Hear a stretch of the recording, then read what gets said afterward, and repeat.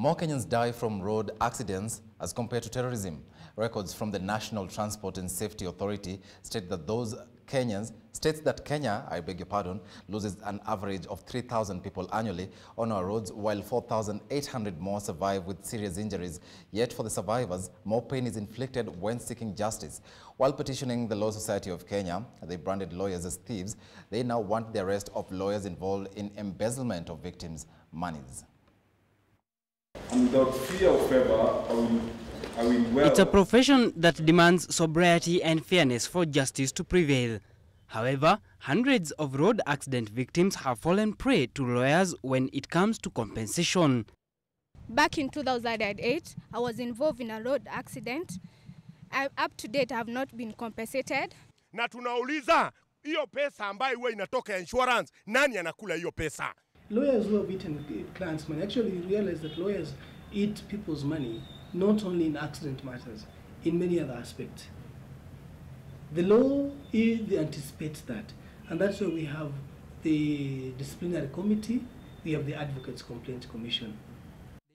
Despite insurance companies budgeting for up to 4.7 billion shillings for road accident annually, they say lawyers representing them are making good of their claims as they dwindle in pain and poverty. My leg was amputated and I'm unable to do manual work. While petitioning the Law Society of Kenya, the Road Safety Association has called for the review of CAP 405 as an immediate resolve to the menace. To enforce direct payment to the victims of the accident. We know there was a law that was passed that 2 checks should be issued, one to the victim and one to the lawyers. But the lawyers have continued frustrating this law and they are taking all the money to themselves.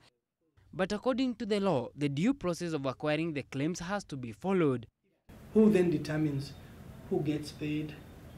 How do you determine who was on the wrong, who was on the right? It is not feasible. Eventually, the courts of law must come in, listen to the victim, and listen to the person, whoever has caused the accident. Let's see who was on the wrong. The courts must determine liability.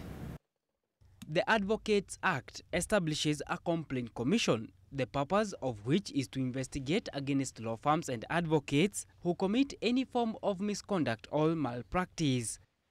My lawyer told me that the money he was paid was 450. So in that money, we had to divide between me and the insurance. And if you go to the disciplinary committee today, you will find several cases of lawyers who have taken clients' money. Maybe judgment is pending, judgment has been passed, but for the last 3 years or so, there have been so many convictions. But the victims say they are not aware of such avenues to exercise their rights. Pedestrians top the list of road accident victims who in many cases are duped by lawyers. They say their lawyers are always busy in meetings. Henry Minor, GBS News.